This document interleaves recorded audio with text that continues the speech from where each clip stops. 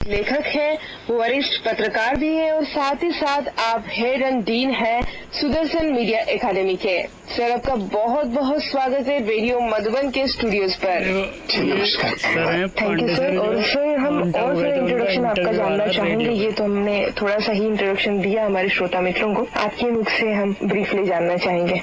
मैं दरअसल एक लघु पत्रकार और समीक्षक कह सकती हैं, और इस अर्थ में कि समाज, संस्कृति, मानवीय मूल्य और जो पत्रकारिता की असल अवधारणा है उसका एक हम कार्यकर्ता कह सकते हैं, जिसको लेकर के हम चिंतित रहते हैं, लोगों को सुनते हैं और अपनी वरिष्ठ जो लेखक पत्रकार हैं प्रकाश लेते हैं कि किस तरह से पत्रकारिता की जो असल अवधारणा है उसको जन जन में पहुंचाया जाए। अगर हम आपको ये पूछना चाहें, क्योंकि जो भी पत्रकार आते हैं हम उनसे जनरली बात करते हैं कि पत्रकारिता क्या है, हम कैसे हम उसको यूटिलाइज करते हैं पत्रकारिता को, लेकिन यहाँ पर मैं ये पूछना चाहूंगी, अगर आपको डेफिनेशन पूछा जाए पत्रकारिता के लिए तो आप क्या डेफिनेशन देना चाहेंगे? आपके अर्थ में ये क्या है?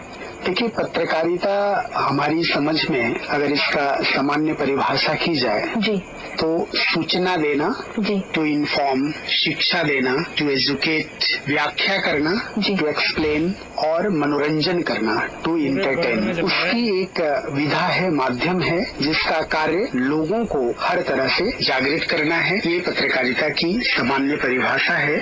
लेकिन अगर हम व्यापक संदर्भों में देखें तो जो आधुनिक पत्रकारिता है, जो प्रिंट, इलेक्ट्रॉनिक, वेब के रूप में हमारे साथ मौजूद है आज, यह मानवीय सभ्यता की शुरुआत से ही किसी न किसी रूप में मौजूद है।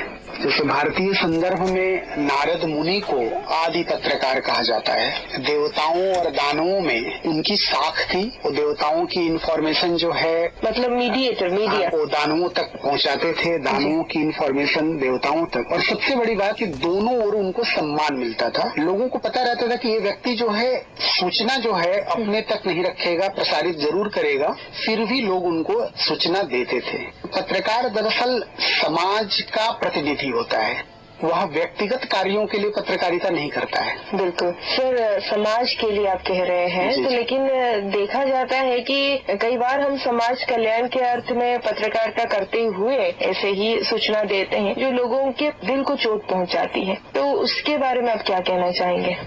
दरअसल पत्रकारिता की सबसे बड़ी लाचारी और मजबूरी कह लीजिए, एक पुरानी परिभाषा है, और इसको पश्चिम की परिभाषा कह सकती हैं आप, जिसमें कहा जाता है कि अगर कुत्ता आदमी को काटे तो खबर नहीं है, आदमी जब कुत्ते को काट ले तो खबर है। तो इसका कहने का मतलब कि कुछ असामान्य, रोचक, वह पत्रकारिता है। तो समाज में जो बुराइयां हैं, जो नकारात्मक चीजें हैं, वह भी पत्रकारिता में जगह पाती हैं। लेकिन मेरा यहाँ पे बस यही संशोधन है कि हर पत्रकार को, चाहे किसी भी माध्यम का वह पत्रकार हो, उसको कुछ भी लिखने, बोलने, सुनाने से पहले यह सोचना चाहिए कि हम ये किसके लिए कर रहे हैं, क्यों कर रहे हैं, इससे समाज को कितना लाभ पहुंचेगा, और उसमें न्यूज फॉर न्यूज हो, क्या खबर है, क्या खबर नहीं है, इसकी समझ जरूर हो। समझ करके ही हमें खबर देना चाहिए। लेकिन आज इतने सारे इतने मीडिया है और बहुत सारे चैनल्स भी हैं, तो सबको ये रहता है कि हम आगे खबर दें। इसके तहत जो टीआरपी को हम देखते हैं कि हमारे टीआरपी ज्यादा होना चाहिए, कहीं न कहीं हम फेल हो जाते हैं। लोगों के दिल तक पहुंचने की जगह पर हम नेगेटिविटी को ज्यादा बढ़ावा दे देते हैं। इसके लिए आप क्या कहना चाहेंगे? देखिए, ये जो टेलीविजन रेटिंग पॉइंट, जो टीआरपी का जो खेल है, जो इसका अर्थशास्त्र है, यह टेलीविजन मीडिया से आया है। क्योंकि पुराने जमाने की जो पत्रकारिता थी, भारतीय संदर्भ में मैं बात कर रहा हूँ, वह सरोकार की पत्रकारिता थी, मिशन की पत्रकारिता थी। जितने स्वतंत्रता सेनानी थे, जो हमारे क्रांतिकारी योद्धा थे, सभी किसी न किसी रूप में पत्रकार भी, जैसे कहते हैं घर फूंक तमाशा दे, अपने संसाधनों को देश हित में, नौजवान जागरण के लिए इस्तेमाल किया कि जिससे जो गुलामी से मुक्ति है वह मिले और सामाजिक सुधार भी हो, जो रूढ़ियां हैं वह भी दूर हों। आज की जो पत्रकारिता है, टेलीविजन की जो पत्रकारिता है, एक तो इसमें ये एक तरह से एक पेशा है और इसमें काफी संसाधन लगते हैं, धन खर्च होते हैं और बिना किसी व्यापक अनुसंधान के, शोध के यह मान लिया गया है कि बेतुकी चीजें ज्यादा बिकती हैं। जो टेलीविजन, भारत में टेलीविजन अभी शिशु अवस्था में है, किशोरचित हरकतें करता है क्योंकि अभी 2014 चल रहा है और कुल मिला के 15-16 साल हुए हैं। दूरदर्शन के रूप में सरकारी मीडिया हमारे यहाँ सबसे पहले अस्तित्व में रहा।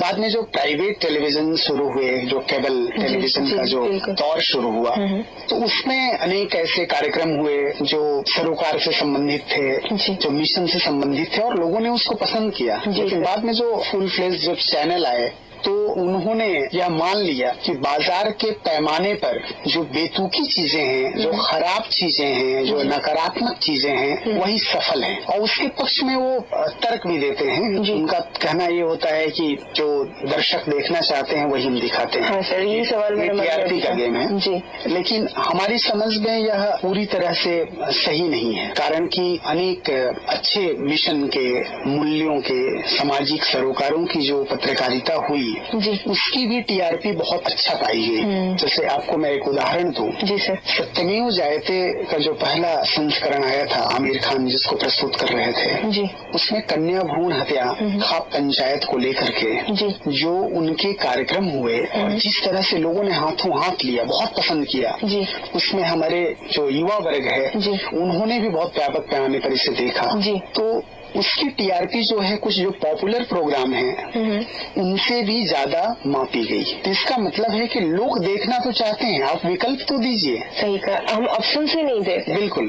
तो हमारी राय में अच्छी पत्रकारिता भी बाजार के पैमाने पर सफल हो सकती है जी। एक दौर चला जो पैरेलल, समानांतर पत्रकारिता का, वैकल्पिक पत्रकारिता, वैकल्पिक सिनेमा, हर चीज में विकल्प की जरूरत है। तो आप देखेंगे कि कंसर्न वाली फिल्में रही बॉलीवुड की, वो बहुत हिट हुई, उसको लोगों ने देखा और बाजार के पैमाने पर वो सफल हुई। प्रकाश झा, आमिर खान, श्याम बेनेगल, मणि कौल, इस तरह के अनेक फिल्मकार हैं, उससे अलग हट करके फिल्में दी और वो सफल हुई।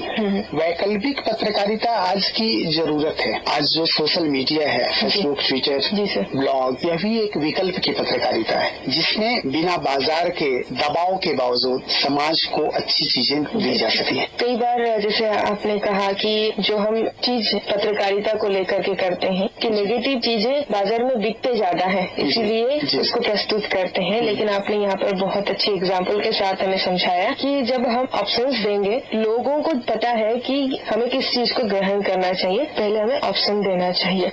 सर, यहाँ पर कुछ हटके एक व्यक्तिगत क्वेश्चन पूछना चाहूंगी। सर, अपने ये जो प्रोफेशन है जर्नलिज्म, ये प्रोफेशन आप क्यों चुने और इसको चुनने के लिए आप बचपन से ही सोचते आ रहे थे या फिर बाद में सोचे?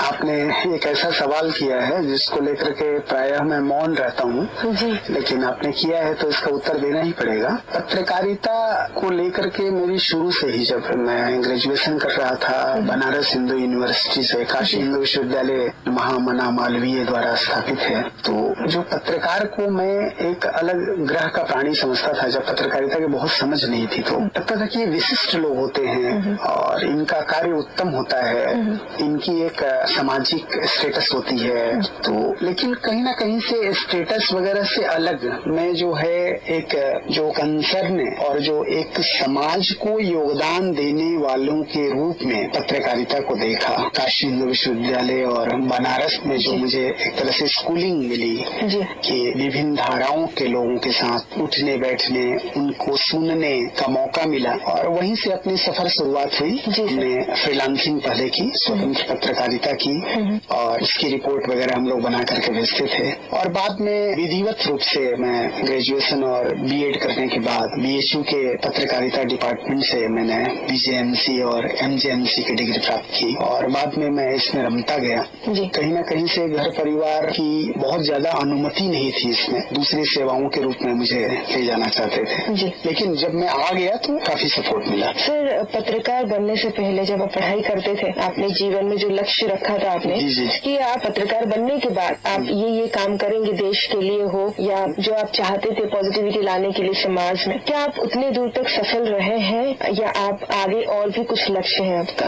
नहीं, देखिए, हम सभी का सिर्फ एक आदमी या किसी एक संस्थान के चाहने भर से नहीं होता है कुछ, लेकिन मेरा मानना है कि हम सभी जितना कुछ कर सकते हैं, चाहे किसी भी मीडिया माध्यम में सक्रिय हैं, अगर हम कुछ कर सके समाज के लिए, समाज के अंतिम व्यक्ति के लिए, तो हमें करना जरूर चाहिए। चाहे जिस मंच पर जगह मिले हमें करना चाहिए। जैसे लघु पत्रिकाओं में मेरी रिपोर्टिंग छपी, अखबारों में जो कुछ छपा, तो हमने कुछ अलग करने का प्रयास जरूर किया कि समाज को, लोगों को, आम पाठकों को कुछ हम अपने जो सूचनाओं के आगे ज्ञान भी दें, उनको कुछ बताएं। अगर हम सभी अपने अपने स्तर से प्रयास करें तो बहुत चीजें बदल सकती हैं और बाकी मिशन जारी है, अभी करना है, बहुत कुछ करना है। प्रमोद कुमार पांडे जी के साथ आज हम बात कर रहे हैं। सर, पत्रकारिता के ऊपर बहुत सारी चीजें हमको यहाँ पर सूचना प्रदान की है और किस प्रकार से पत्रकारिता को यूज करना चाहिए, उसका वास्तविक अर्थ क्या है, लक्ष्य क्या है,